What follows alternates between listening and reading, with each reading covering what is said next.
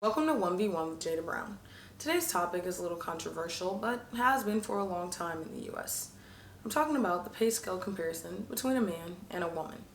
But when attacking this from a sports aspect, specifically, I'm talking about the pay scale comparison between the WNBA and the NBA, which we all know, unfortunately, there's a tremendous difference. So I got to talk to my good friend Sabrina Ionescu of the Oregon Ducks, whose name should ring a bell.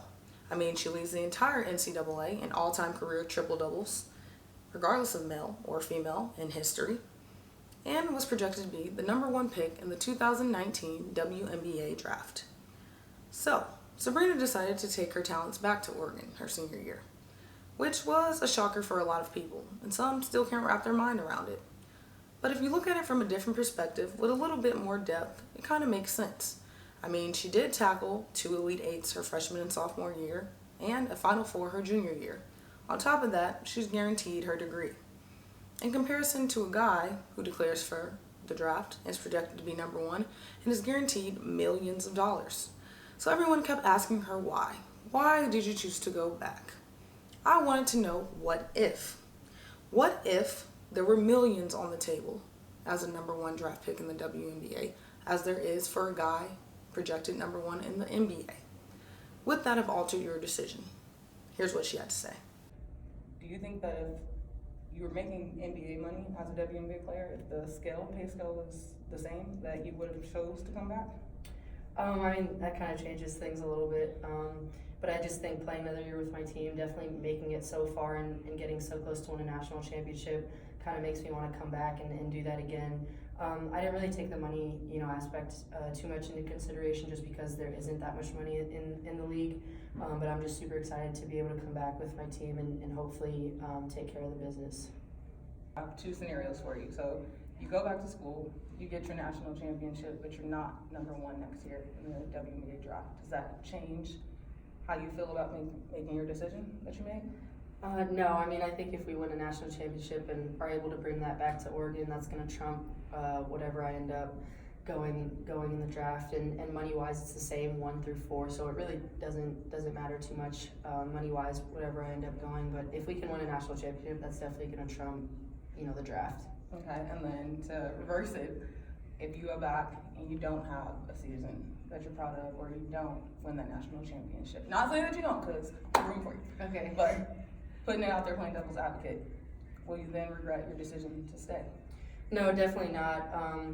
Just being with the coaches that I have there and the team that I have there, there's going to be so many milestones along the way that are going to be super important for me as a player, for my team, that regardless if, the ultimate goal of winning a national championship doesn't end up happening, so many memories are going to be made, and we're going to have a lot of great wins, hopefully not too many losses that we're going to have to learn from, but all that other stuff is what's really important to me. So regardless of the outcome, I'm going to be super happy that I'm able to come back.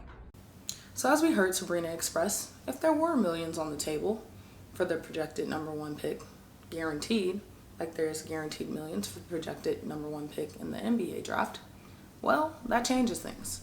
But we also hear her express no regrets, and that money didn't even play a part in her decision to go back to the University of Oregon. And let's just be honest, that's because millions were not in the topic of conversation or even an option for her. So, what is she really missing out on? What is there really to lose? Why wouldn't I go back, get my education and finish my degree? Tackle some more goals and milestones individually as a player. Tackle some more milestones and accomplish some more things as a team. Why not chase a national championship? We already tackled 2 Elite Eights and a Final Four. And why not create memories that'll last me a lifetime? The average player in the WNBA is only making $41,000 a year on average. The number one draft pick in Jackie Young, which would have been Sabrina this year, she was projected, is only projected to make $54,000 this year, roughly. So, was Sabrina's decision that absurd? Even last year's number one draft pick, A'ja Wilson, chimed in on the conversation. She tweeted out, 154M. Must be nice. We over here looking for AM. But Lord, let me get back in my lane. And I don't blame her. Could you imagine being the number one draft pick and making only a small percentage or fraction, if that, of what a bench player in the NBA is making. So, until the WNBA decides that upping these ladies' pay and paying them for their blood, sweat, tears, sacrifice, and time is important enough, why would we be surprised at decisions like Sabrina's? Why would we misunderstand or even be appalled at tweets like Asia's? If anything, I support them. Now, the NBA pays their players 50% of the revenue they generate. Granted, of course, the NBA makes more money than the WNBA. But the WNBA only gives their players 25% of the revenue that they generate. And we know that number could go up. All these ladies are simply saying is watch me work, but please pay me for the work I'm putting in. And I couldn't agree more. My name is Jada Brown, and this is 1B1. Thanks for tuning in.